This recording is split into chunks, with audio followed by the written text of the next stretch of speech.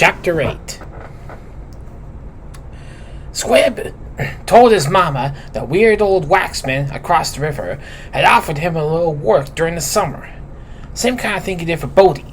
And what's more, old waxman wasn't so weird, really. And in fact, he wasn't even so old.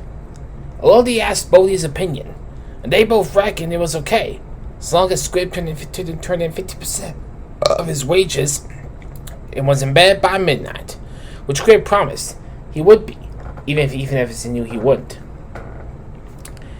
The thing is, Mama, I gotta run errands for Friend the Dragon, else he'll barbecue my Cajun ass. Wasn't no way he could break that sort of news. Oh, and I tell ya, your boyfriend is a stone cold killer. Another fact which we have to deal with. Dragon first, dirty cop later.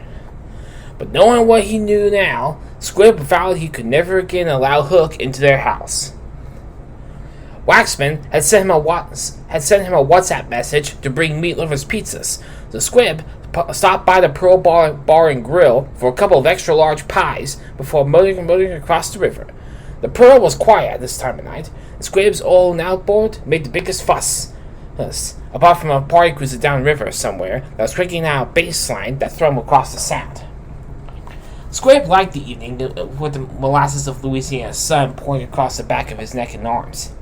He liked the water, too, on account of how it changed colors so quick.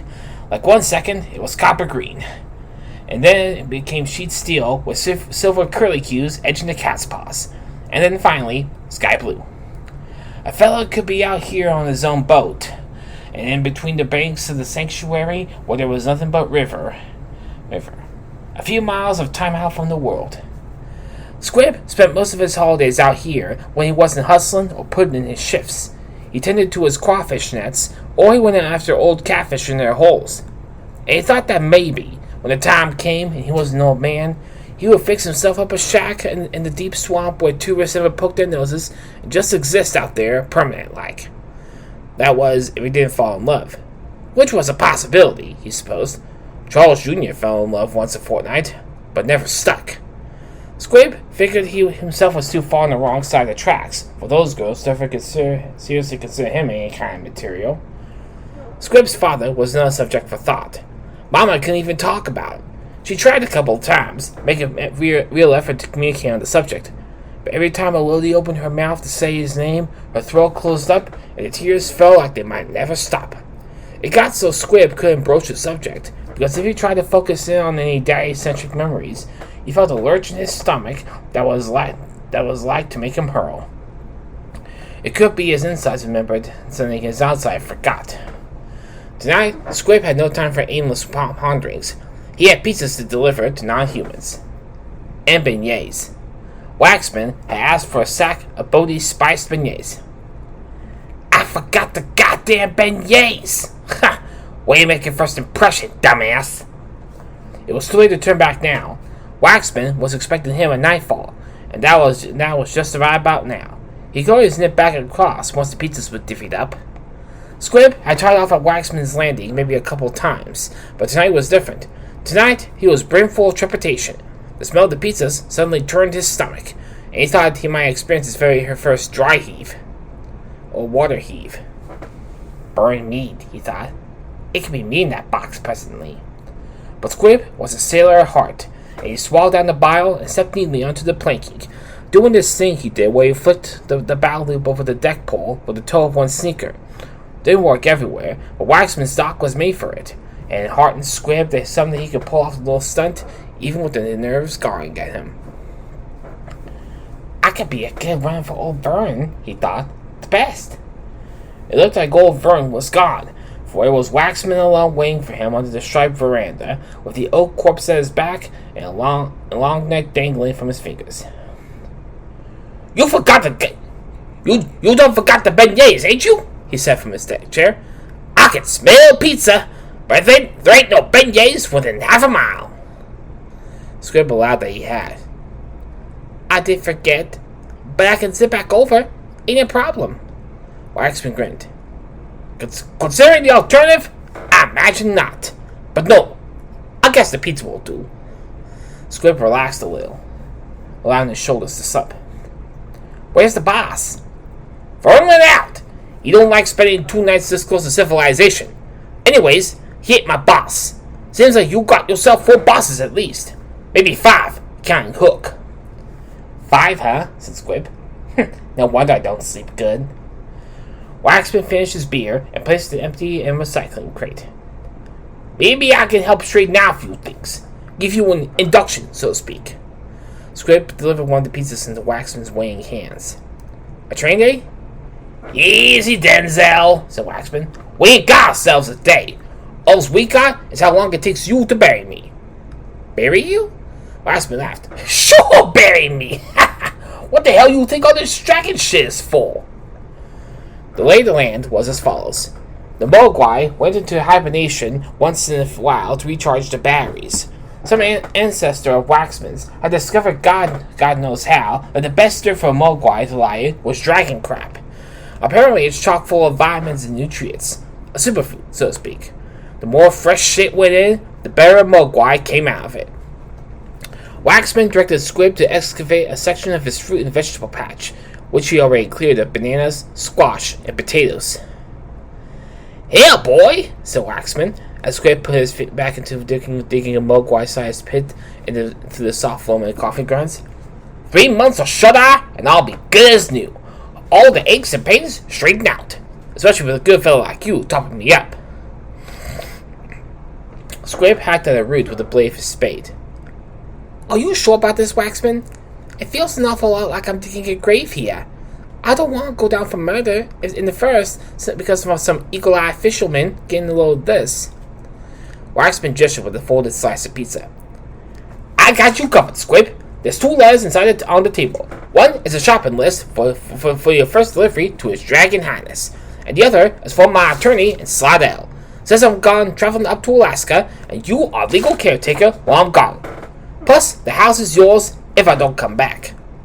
I am coming back, man, so don't you go getting no ideas. Squib severed the root and dragged the tentacle from the suck of white earth.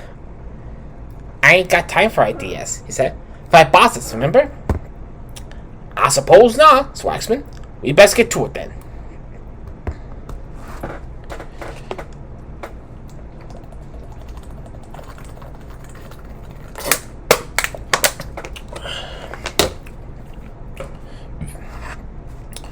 I'd appreciate that, said Squib.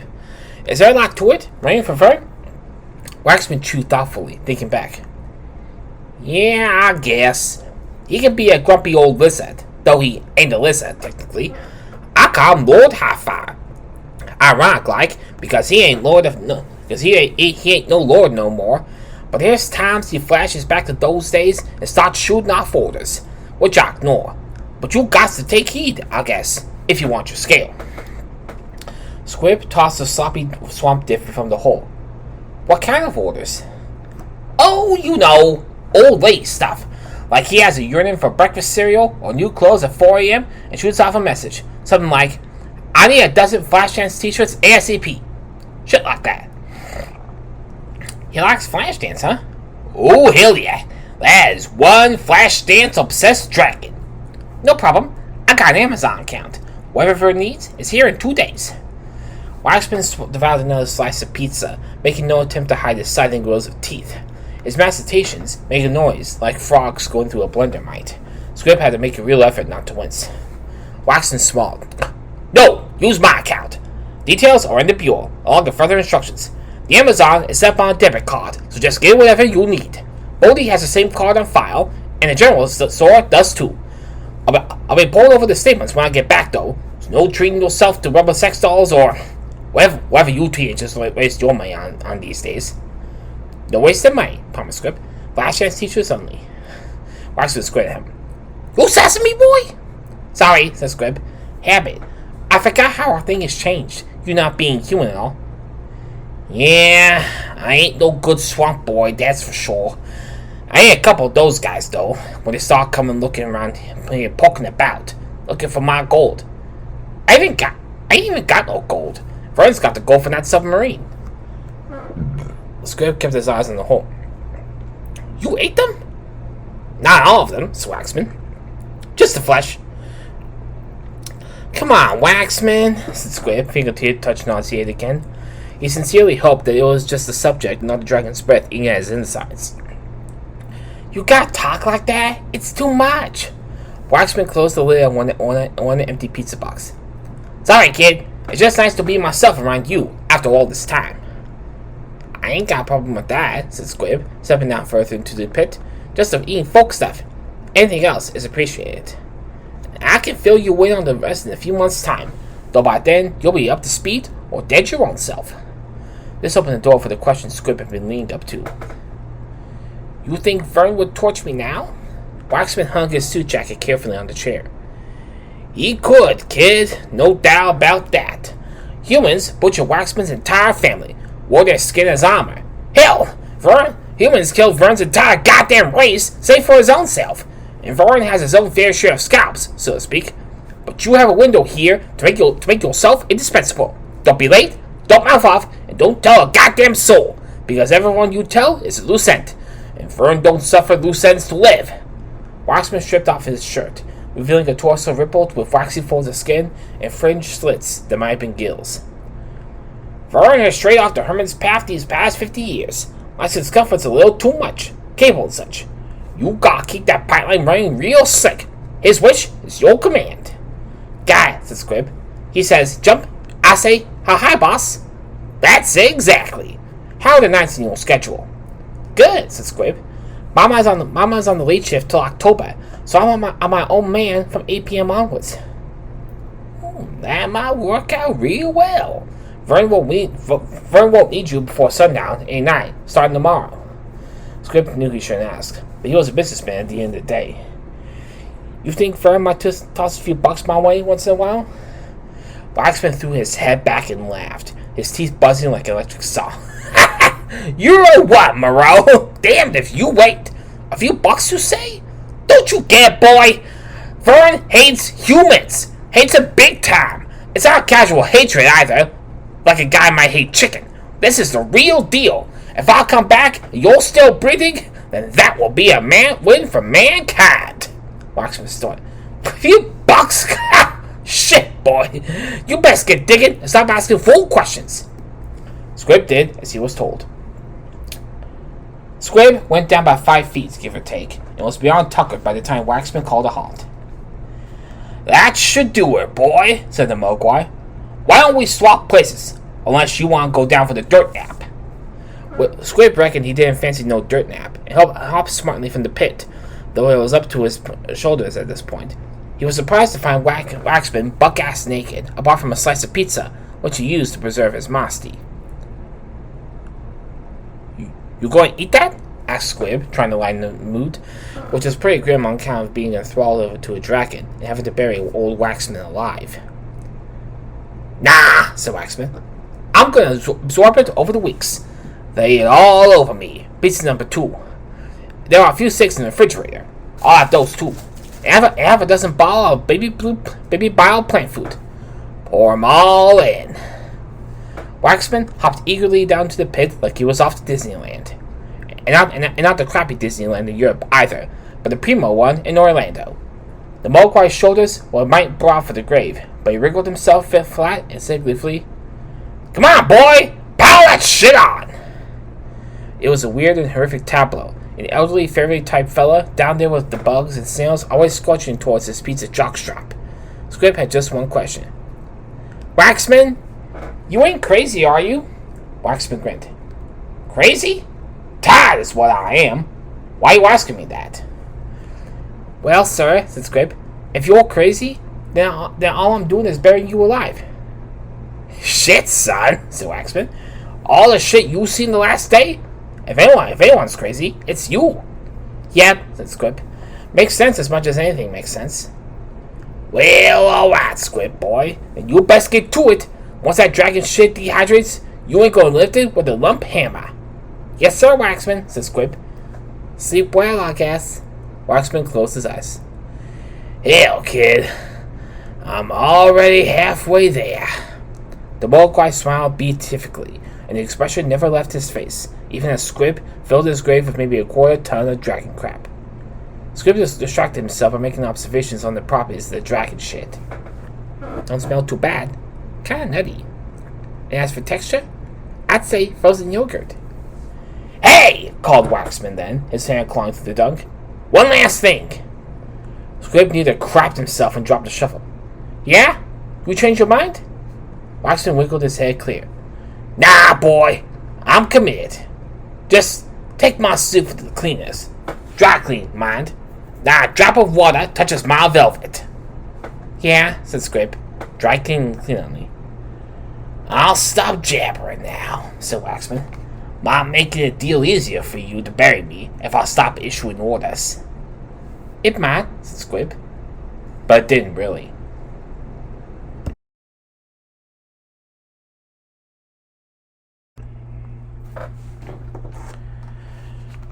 Vern had a feeling at the pit of his gut, like a live thing was coiled in there, gnawing at him. Dread was the thing's name, simple as pie. One of those extreme emotions. Fear plus anticipation. I can't believe it, Highfire. You're trusting a goddamn human. When are you gonna learn? Waxman had won him over the previous night with hooch and a couple of lively boar steaks done just right. But on the outside and rare in the middle.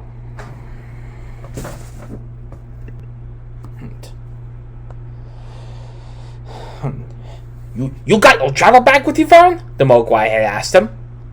Nope, said Vern. Left in a hurry on the kid's trail. I thought as much, said Waxman. No, man. I got me a spare waterproof sack here. Got a nice strap and everything. What do I need a sack for?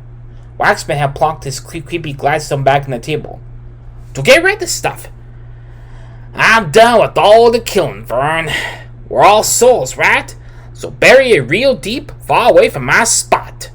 I don't want none of this shit seeping into my garden. Or better yet, vaporize the whole package. Use it for target practice. But don't inhale none of the mist. That shit will rot your insides. Vern slid the bag close to him. So that's it, huh? Your murder days are over? Waxman had raised his glass. Self-defense only, brother. Will you toast to that? And Vern, feeling no pain whatsoever after his feed of boar and booze, and well and drunkenly disposed towards the Mogwai's "we're all souls" theory, did toast the sentiment, even though he did not subscribe to it his own self. By morning, the dragon had an extra layer of regret laid on top of the self-loathing he usually felt after tying one on, and he got the hell out of Waxman's houseboat at first light, sliding downriver, letting the tepid river water sluice through his crannies, feeling like he would throw up underwater from pure anxiety. What the hell thinking? A goddamn human familiar? A goddamn kid at that. And this goddamn river is polluted as shit. I can't taste nothing but diesel and piss. Which was not helpful when the dragon was already on the queasy side. Was a time when water was sweeter than lemonade. This morning had been mostly decidedly acidic. No wonder his hide was turning gray, spending all day in cruise around with the gators. When the sun hit the surface the wrong way, the entire river looked like a rainbow slick. Plus, he was getting older. No denying that. A dragon only had so many millennia in him before the body began to give out. Was a time he could fly around all day and start flame fountains for sport. But now, Vern vowed he could put in more than a half dozen hours in the air without bringing on palpitations. That was how the day started for Vern, way down the dumps. And it only got worse. My only buddy has gone down for 3 months. But it could be years. It could be forever. Mogwai often got so comfortable in the earth that they gave up the ghost entirely and allowed themselves to be assimilated. Waxman had told him during that post-enter funk when he was still mid-drunk. Shit, Vern. A fella stops thinking down there. Everything goes away, you know. And all you got is peace. And eternity of peace if you want it. That right there is an attractive proposition. An eternity of peace. That was an attractive proposition. So Vern made it home and slunk back to his shack, ignoring the gators on the bank saluting him with jaws cranked open, feeling his mood darken whenever he steeped through the rushes. God damn, he thought. Here it comes. The it in question was one of his dark spells. It was only to be expected that any creature with half a brain would get the blues once in a while, especially in his situation. Everyone he loved had been murdered, along with everyone he sort of liked. Even most of the creatures he hated were dead.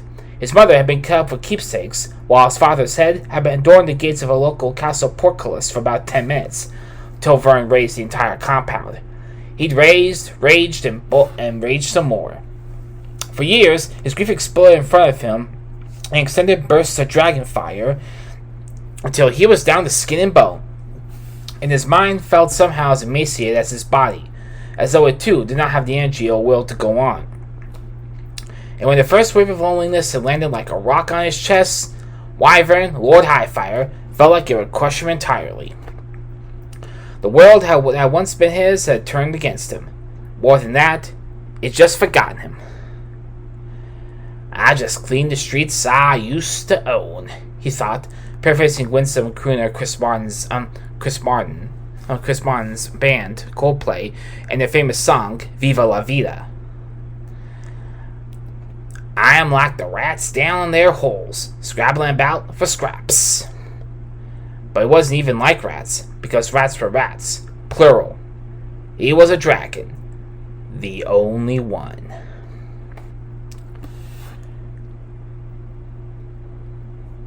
Squib loaded the groceries into his boat. Day after the burial, ballasting out the mineral water, cooking oil, and other heavier items, and whistling like one of the 7 dwarfs as he worked so he could kid some part of himself that this was a normal evening. He checked the levels on his outboard, then cast off on the bar's dock. The Pearl River was his usual fake quiet this evening. That is, quiet until a person started paying attention. Then the ears picked up the wind sighing through the lace of moss, swamp frogs, birds bouncing their burps across the water, crickets going nuts, and owls hooting exultantly like hillbillies who just found a crate of Bud Light. And under all that was the constant symphony of water, from the hiss against the levee to the gurgle through the root bridges of water cypress. Usually, Squib didn't notice all this so much as become part of it. Usually, the swamp folded around him like a blanket, but tonight he felt as glaringly visible as a big-ass bug on a small windscreen. Goddamn dragon, he thought. But still there was a part of him, the kid part maybe, that was a little excited by looking for a mythical creature. A goddamn dragon. If he kept his mind right and made himself indispensable, as Waxman suggested. Before you buried Waxman, said his little voice. Yes, before he asked me to bury him. If he made himself indispensable, then maybe the dragon might help him out with the Hook problem. After all, Hook was up to shit in the swamp, and if Vern was the king of the swamp, then Squib was a gator's granddad. And I ain't no gator's granddad. And Squib felt a ray of light puncture his funk. Maybe Vern could help. Long shot, said his little voice. Vern hates the entire human race. Squib could allow himself that this was true, but hadn't his mama often told him that he could charm the birds from the trees? He could certainly charm dollar bills from tourists. In fact, the only person who had proved immune to his charms had been Hook. And maybe old Vern found himself warming up to the Squib man. It might not be much of a plan, but it was something like hope, and Squib was determined to hold on to that feeling just to see him through the night. Squib was a little over excited when it took him a couple of forays to get up the wrong tributaries before arriving at Vern's digs. When he finally did get there, he found the shack deserted. On the table was a single scale, acting as a paperweight for the note pinned beneath it. Shit's out back, said the note, and followed this was a short shopping list that included vodka, the latest TV guide, and vegetal spiralizer, which Vern must have seen on QVC. Not a dragon in sight. Squib hopped the scale into his mouth, thinking, this job ain't as exciting as I hope. And looks like Vern ain't of a mind to help me after all.